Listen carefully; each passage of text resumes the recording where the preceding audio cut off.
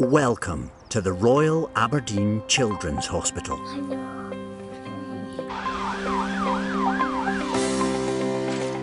Where every year... Option number one is chop it off. More than 20,000 boys and girls from across the north of Scotland receive life-changing treatment. Can you hear Mummy's voice, Clara? Oh, wow! From a dedicated medical team. It's different from Hobie City and Casualty and what you actually see in the soaps.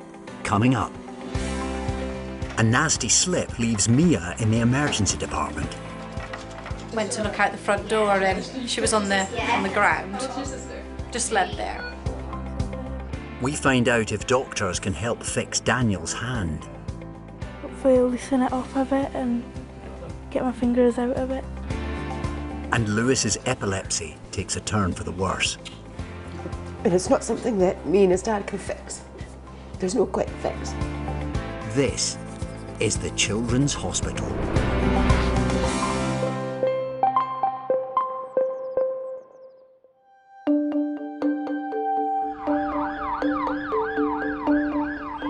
It's 11 a.m. on a cold winter's morning.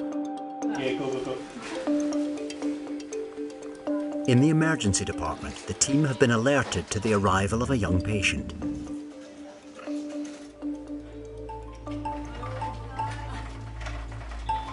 Paramedics bring in 12-year-old Mia and her worried mum. Mia can't walk. Hey, Mia, my name's Drew. I'm one of the nurses. This is Kate, one of the nurses. We're going to get you across to this bed first and then we'll get you all sorted after that. Thank you.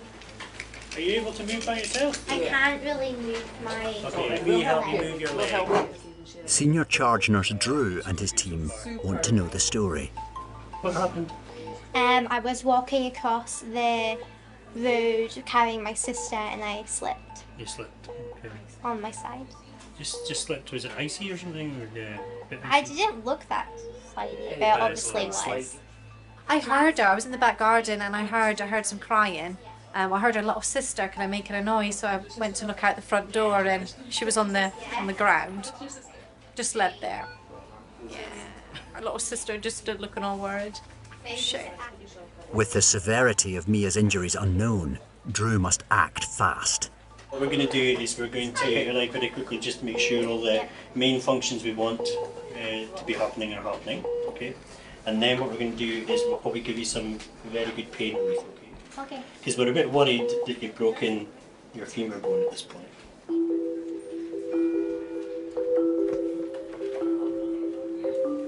The femur, otherwise known as the thigh bone, is the longest and strongest bone in the body.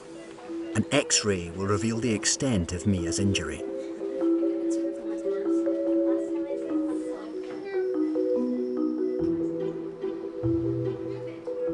Radiographer Susan sets up for Mia's X-ray. Have you had X-rays before? Yeah. Never? Yeah.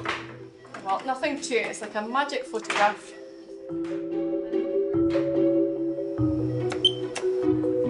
There's definitely a fracture. You should have nice smooth lines all the way down, but you can see there's a fracture right through, kind of just above our mid-femur. It's bad news for Mia. Her fall on the ice has caused a break in the middle of her femur bone, a serious injury that could require emergency surgery.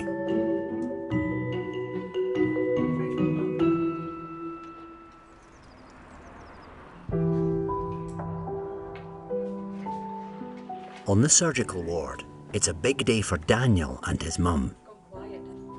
I'm getting an operation on my hand to move tendons about.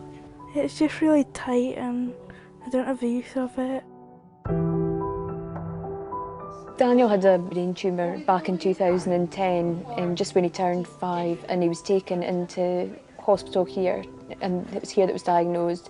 He was then moved down to Edinburgh, where he underwent major brain surgery to remove as much of it as they could. But during that operation, he suffered temporary paralysis of the left side of his body. So he had to learn to walk again, but the left hand has never recovered from that. Stroke-like symptoms have caused Daniel's hand to become stuck in a clenched fist position. What are you hoping the doctor does today then? Hopefully loosen it off a bit and get my fingers out a bit. It would mean a lot. I think it would make things a bit easier. Daniel's surgeon is orthopaedic consultant Mr. Barker. How are you feeling today? Ready? What are we going to do to you then? The plan of action today is to try and get your wrist into a bit of a more natural position, isn't it? So we'd like it to be there if we could. That'd be good, wouldn't it? A bit more helpful for you. And the other question is whether we can do something about that naughty thumb. Very, very tight. It's very tight, isn't it? So if we can possibly do something to help with that as well, we will. Can't promise success. I would like to be able to do that, but it doesn't work that way sometimes. Keen to go ahead? Yeah. Okay. Right, so see you in a little while then, shall we?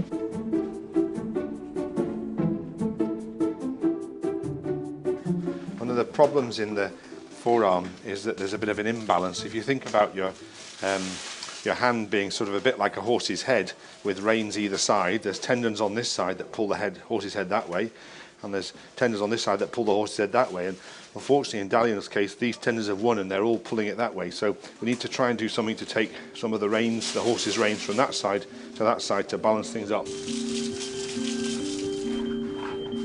We discovered he had a brain tumour. It was a huge shock because you knew there was something not right, but we didn't realise just how bad it was.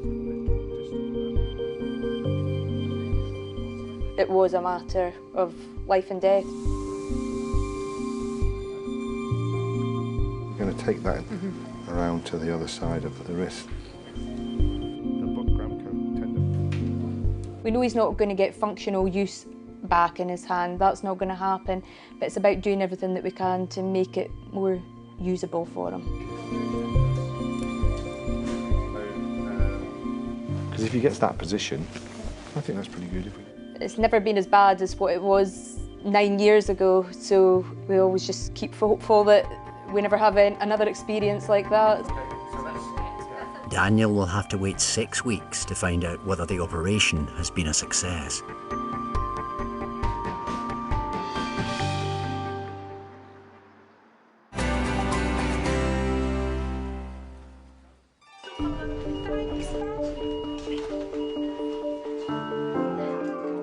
Five-year-old Lewis has arrived at the emergency department by ambulance after a big increase in his epileptic seizures.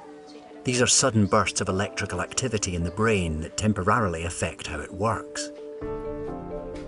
Seizures can be quite dangerous, especially if they're prolonged seizures. It could cause damage to the brain.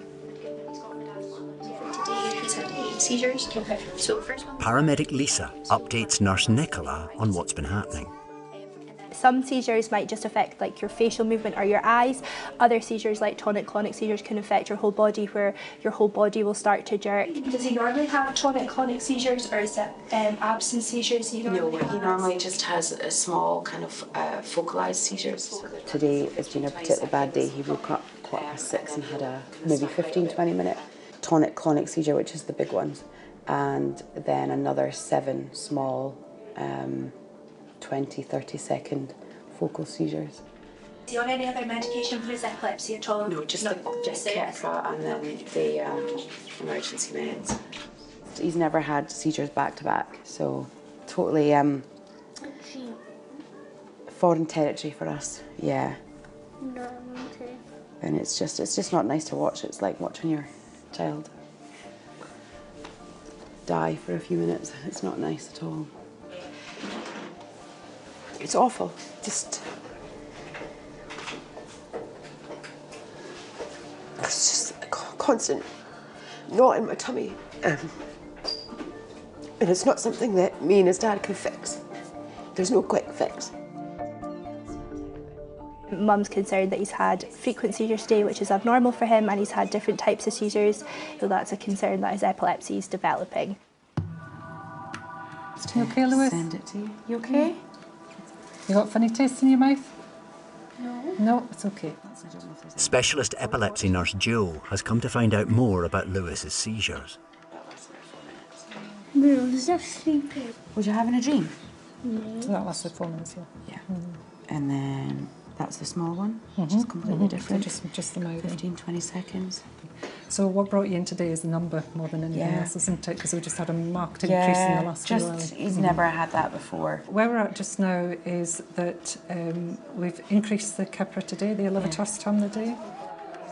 Lewis's epilepsy medication has been increased to try and stop his repetitive seizures.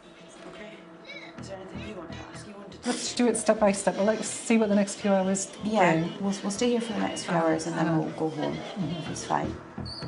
It's just one of those things you just have to keep going and try and find the right drug. As you say, he could fall and break his leg and they put it in a cast and it's fixed. There's no quick fix with this. We could, be fine for 2 years and then back to square one again. Or we could be looking at a lifelong condition. It's just, nobody knows the answer.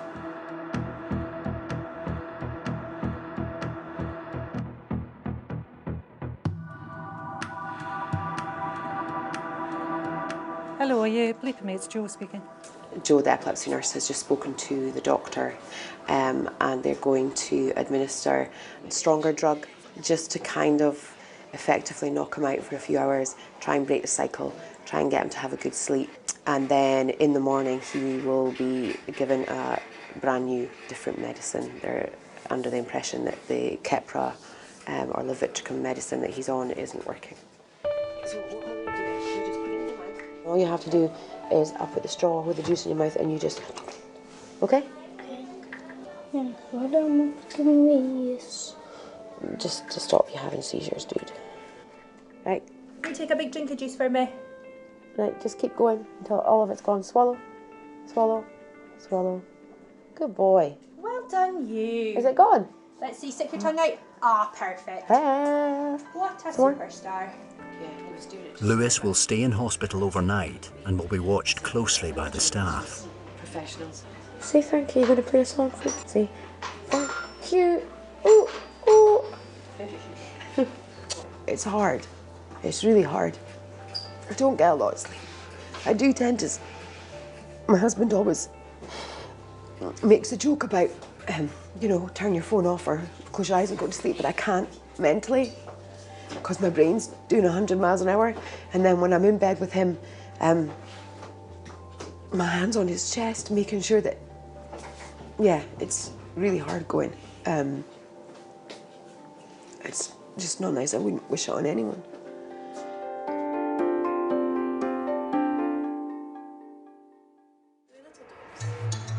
12-year-old Mia is waiting to find out if she'll need emergency surgery for her broken femur after she slipped while carrying her sister across an icy road.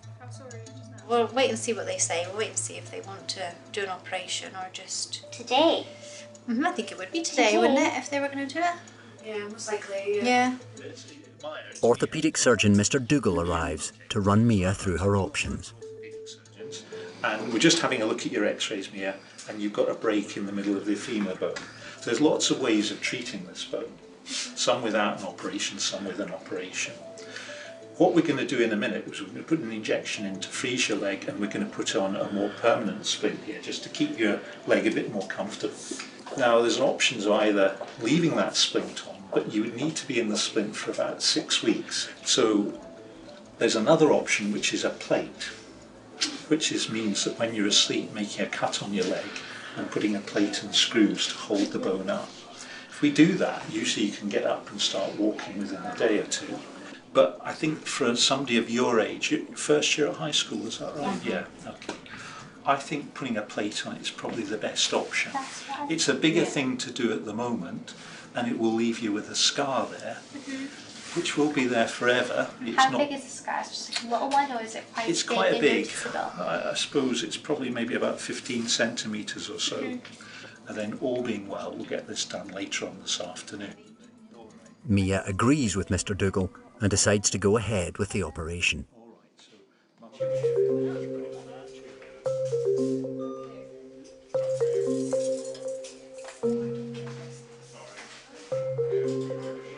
This is what we call a 7-hole plate, so it's just the number of holes that it's got. So we normally put the plate over the centre of the plate over the fracture. What we're going to do is to bend the plate. It's straight, but we need to bend it to try and compress the fracture. The fracture will heal better if the bone is compressed.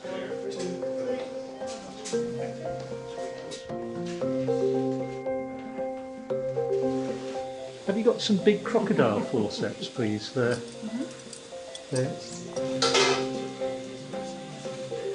Mr. Dougal gets to work attaching the plate and screws to hold the bone together. And we'll need the 4.5 screws, so the blue drawer for the screws, and they'll be fully threaded cortical.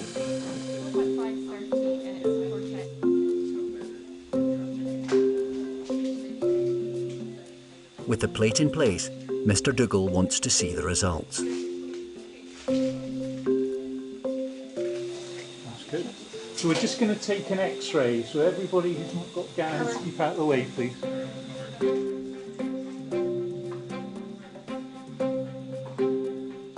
Good if you just save those images. That's us finished, thank you very much.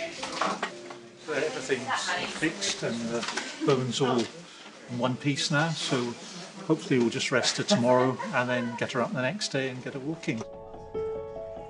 Within hours of arriving at the Children's Hospital, Mia's broken femur is fixed. But there's one department where they have to wait a little bit longer to get results. Research is a waiting game. It takes a long while to get the results that you're looking for in studies. Right, bit of cold spray just to numb it all. You might not get that instant gratification that you get in the wards of being able to help someone there and then. It's something that'll take time to come. The hospital's Craig Research Unit has over 20 different clinical trials on the go and share their findings with hospitals all over the world. You're really making a difference to the future of healthcare for children and young people, and you know, ensuring medicine is going a really positive way in. Today, paediatric research nurse Stephen is hoping to recruit patients for a new study called Snakes. So this is our special snake drawer. So this is where we keep all the jelly snakes for the clinical trial, to see if we can find out if chewing a jelly snakes and the saliva production it does reduces post-op nausea and vomiting in kids who are getting their tonsils out.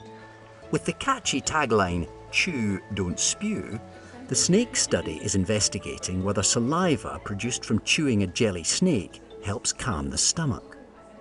The importance of not vomiting after a tonsillectomy is the less chance of infection is one of the things, because the kids are more likely to eat, which reduces infection, and also less chance of causing more trauma to themselves, so they don't bleed again after they've had their tonsils out. The snakes aren't native to northeast Scotland. Instead, they've been specially imported to compare research with a hospital down under. So the snakes come all the way from Australia. Because they started the study, we've got to use the same snakes as they do, so we get an accurate result for the rest of the study. Stephen needs to recruit patients having their tonsils removed today. Yeah, they're just here, these 3 beds here. Okay, lovely, thank you. I'm Stephen, I'm one of the research nurses. How are you, Michael? Good. You're good. What are you playing? FIFA. Nice. I was just coming to tell you guys about a study we've got going on at the moment called Snakes. And it's about sweeties. Okay. All right, so it sounds pretty good so far. Hello, is this Casey? Yeah. Hello. Yeah. How are you, darling? I don't know. You don't know how you're doing? Well, I was coming to speak to you about a study we've got called Snakes. And it's to see if taking a jelly snake after you've had an operation makes you feel less sick. Most importantly, well, I'll show you the jelly snake. Yeah? Cracking. So they look like this. So they're nice and big and tasty. But as with research, you're never forced into taking part. If you don't want to, it's absolutely fine.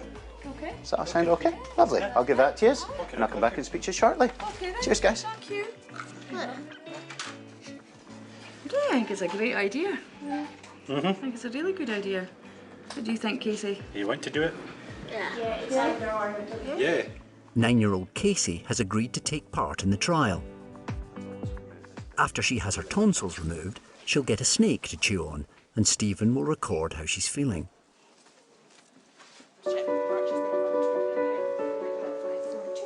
Casey's consented today, Mum, for an adenoid tonsillectomy, signed by the surgeon and signed by Dad.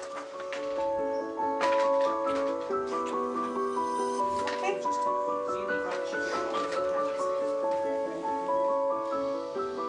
The surgery is a quick one. within 5 minutes, Casey's tonsils are out.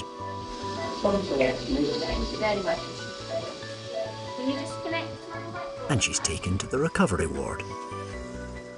A second. Casey, everything's finished. Hello. Hello, little sweetheart. Hello. We're literally just woken up.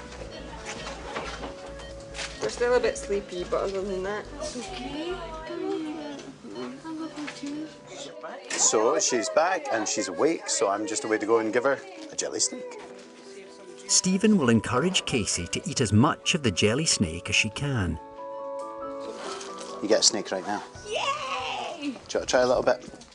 Yeah? Cool. Hold on, see if I can open it first. That's the most important thing. There we are. There you go. There's your jelly snake. That's all right. You can pull it out. You manage. You just have a little nibble on it. See what it tastes like. Start off. I'll let his head off. You have. He's headless. No more? Oh, look at you getting me to hold it for you. Lazy lump. A couple of hours later, Stephen checks in with Casey. How you feeling?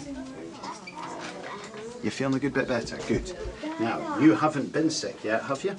Nope, you've not felt sick. And you've not done any funny noises, making any retching noises like, ugh. Nope. Nope. Cracking. I'll come back and see you guys in a couple of hours. Okay. Okay. Yeah. Thank you. Thank you. Thank you. Casey is feeling good, and the research from the Children's Hospital will be combined with the Australian snake study. Without research, things generally stay the same, and that's a bit of a dangerous thing. So it's really important to get people involved. It's a study called Snakes. If it makes even a small difference to a couple of kiddies, outcomes after they're getting their tonsils out, and encourages them to eat a wee bitty, they're less likely to get infections, they're less likely to bleed, and generally they feel better. And who doesn't like a jelly snake?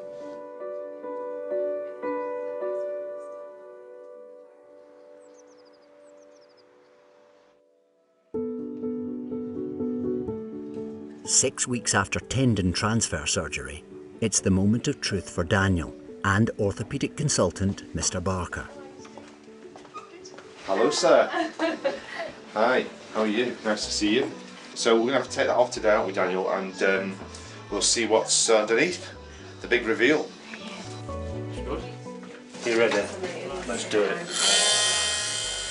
Daniel's hand had been stuck in a clenched fist position. We'll see how it looks. Hopefully the tendon transfer will have done its job.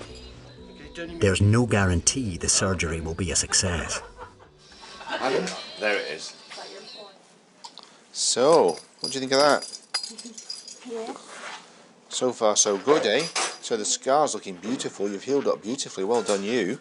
So remember the wrist was quite down, wasn't it? Yes. Quite sort of like that, wasn't it, Daniel? Is that right?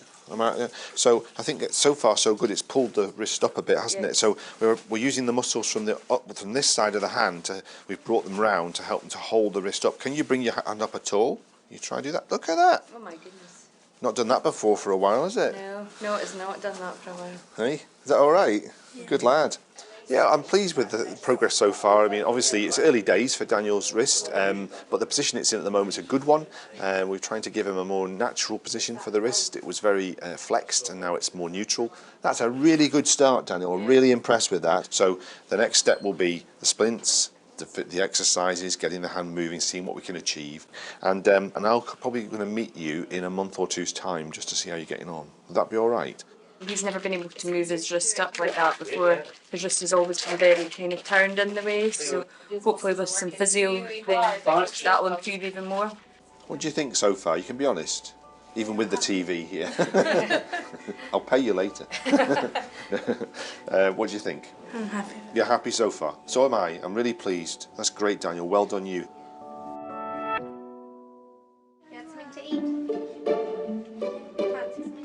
A day after surgery to fix her broken femur, Mia is happily recovering.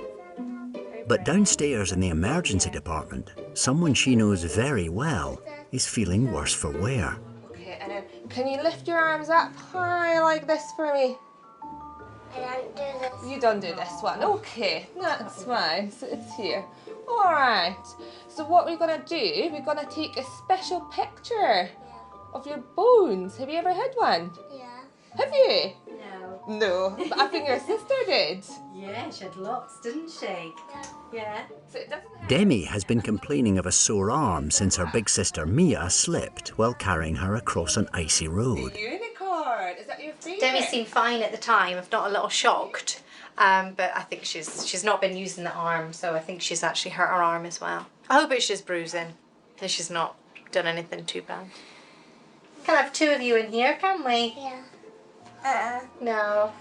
Hey, Demi, we'll get you down for your next. Oh. Yeah. Let's go. Come on then, Demi. Pick it up. Okay?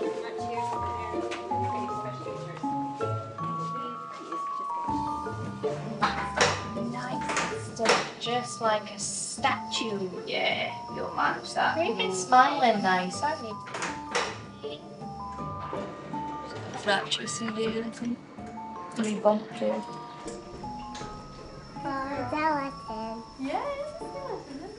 So from the x-ray, it's not clear whether there's a fracture or not. What I think we're best to do is treat it as though there is a fracture with a sling. Okay. And what we'll do is we'll see you back in a week's time Okay. and see how she's getting on. Hi, James. Hi. You okay? Yeah. Tell Mia what happened. Yeah, Zero broke the eye. Do you remember when we just dipped on the ice? Eye. Did you break it? Is it like Broken. It was actually. They think she's got a broken humerus. Oh. I feel sad for her, but I'm also happy that I have someone to talk to about that we have broken bones. We're always together, aren't we? Dave? Yeah. No. Good kiddos. Cheers. Where was cheers?